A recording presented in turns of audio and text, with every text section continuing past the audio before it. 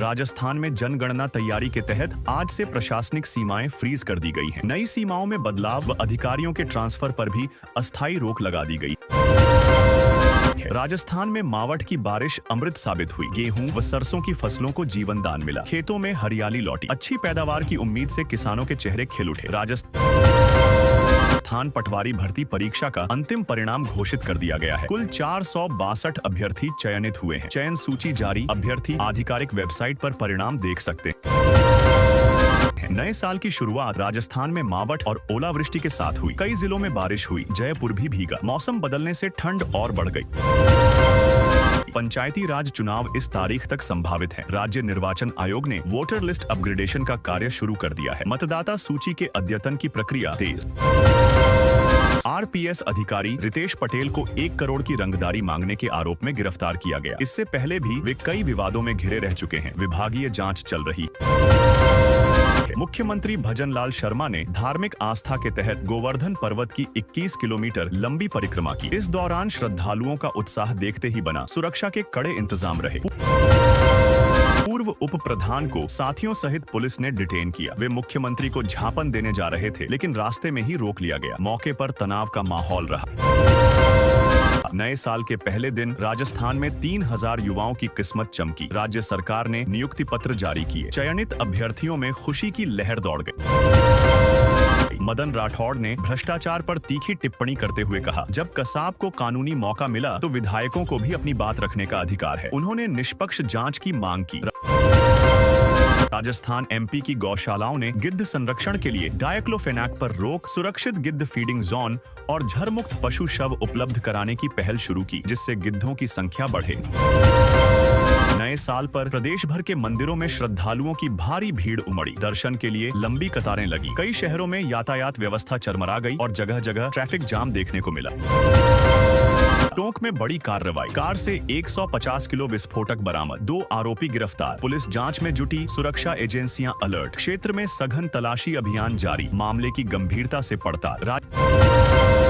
राजस्थान में तेल उत्पादन की नई शुरुआत। प्रधानमंत्री नरेंद्र मोदी 15 जनवरी को बाड़मेर रिफाइनरी परियोजना और तेल कुओं का वर्चुअल शुभारंभ करेंगे। इससे राज्य की अर्थव्यवस्था को मजबूती मिलेगी।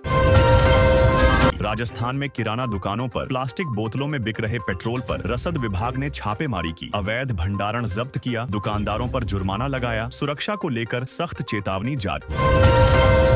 जयपुर के नीरजा मोदी स्कूल की सीबीएसई मान्यता रद्द कर दी गई। कारण नियमों का पालन न करना बताया गया। छात्रों और अभिभावकों को भविष्य की पढ़ाई के विकल्प सुझाने का निर्देश। विजय हजारे ट्रॉफी में एक गुमनाम खिलाड़ी ने वैभव सूर्यवंशी को पछाड़कर नया सिक्सर किंग बन गया। शानदार स्ट्राइक और जोरदार शॉटिंग के लिए मिला यह खिताब। राजस्थान में 502 स्कूल भवन जर्जर हालत में है। वीडियो में 502 स्कूल भवन जर्जर हालत में है। दिखाया गया कि 212 भवन बच्चों के लिए गंभीर खतरे से कम नहीं। मरम्मत और सुरक्षा के लिए तत्काल कदम जरूरी। बीकानेर समेत कई जिलों में मावठ, हल्की बारिश, ओले के आसार हैं। प्रदेश में सर्दी का असर बढ़ा। दिन और रात का तापमान सामान्य से नीचे रहने की संभावना है। राजस्थान पटवारी फाइनल रिजल्ट जारी कर दिया गया है। उम्मीदवार डायरेक्ट लिंक से अपना रिजल्ट पीडीएफ फॉर्मेट में डाउनलोड कर सकते हैं। बीकानेर में सेना भर्ती रैली के लिए प्रवेश पत्र जारी। रैली 29 जनवरी से 18 फरवरी 2026 तक आयोजित होगी। उम्मीदवार परीक्षा और दस्तावेजों के लिए समय पर पहुंचे। राजस्थान के 44 इंस्पेक्टरों को प्रमोशन मिला। अब ये अधिकारी राजस्थान पुलिस सेवा आरपीएस में पदोन्नति के बाद नई जिम्मेदारियां संभालेंगे। साल के पहले दिन भांकरोटा पुलिया पर डंपर और ट्रेलर की भीषण टक्कर। दोनों वाहन पूरी तरह क्षतिग्रस्त। यातायात बाधित। मौके पर पुलिस और राहत दल पहुंचकर जांच में जुटे। नए साल पर तोहफा। राजस्थान में 44 पुलिस निरीक्षकों को आरपीएस कैडर में प्रमोशन। अब वे राज्य पुलिस सेवा की जिम्मेदारी संभालेंगे। बीकानेर में विकास परियोजनाओं पर चर्चा के लिए खाद्य मंत्री सुमित गोदारा ने मुख्यमंत्री से की मुलाकात। क्षेत्र के लिए योजनाओं और सुविधाओं को लेकर हुई बातचीत। मुख्यमंत्री भजनलाल के नेतृत्व में राजस्थान का ऊर्जा क्षेत्र आत्मनिर्भर बन रहा है। नई परियोजनाओं और नवीनीकरण से राज्य की ऊर्जा सुरक्षा और उत्पादन क्षमता बढ़ाई जा रही है। राजस्थान सरकार ने अवैध खनन के खिलाफ सख्त कार्रवाई की है। 20 जिलों में अभियान चलाकर 137 वाहनों को जब्त किया गया और कुल 30 लाख रुपए का जुर्माना लगाया गया। इस कदम का उद्देश्य खनन नियमों का पालन सुनिश्चित करना और प्राकृतिक संसाधनों की सुरक्षा करना है। नए साल के पहले दिन आम जनता के लिए झटका। एलपीजी सिलेंडर की कीमत में 111 रुपए की बढ़ोतरी। घरेलू बजट पर असर। रसोई गैस महंगी हुई, चिंता बढ़ी। राजस्थान फॉरेंसिक लैब में 28 पदों पर भर्ती निकली। इच्छुक उम्मीदवार आरपीएससी या एसएसओ राजस्थान पोर्टल पर ऑनलाइन आवेदन कर सकते हैं। आवेदन की अंतिम तिथि 27 जनवरी 2026 है। जयपुर के प्रशासनिक ढांचे में बड़ा बदलाव हुआ है। अमरसर को नई पंचायत समिति के रूप में शामिल किया गया। अब जयपुर जिले में कुल 22 पंचायत समितियां होंगी। पहले यह संख्या 21 थी। चुनाव की तैयारियां भी शुरू हो गई हैं। राजस्थान में जनगणना तैयारी के तहत आज से प्रशासनिक सीमाएं फ्रीज कर दी गई हैं। नई सीमाओं में बदलाव व अधिकारियों के ट्रांसफर पर भी अस्थायी रोक लगा दी गई है।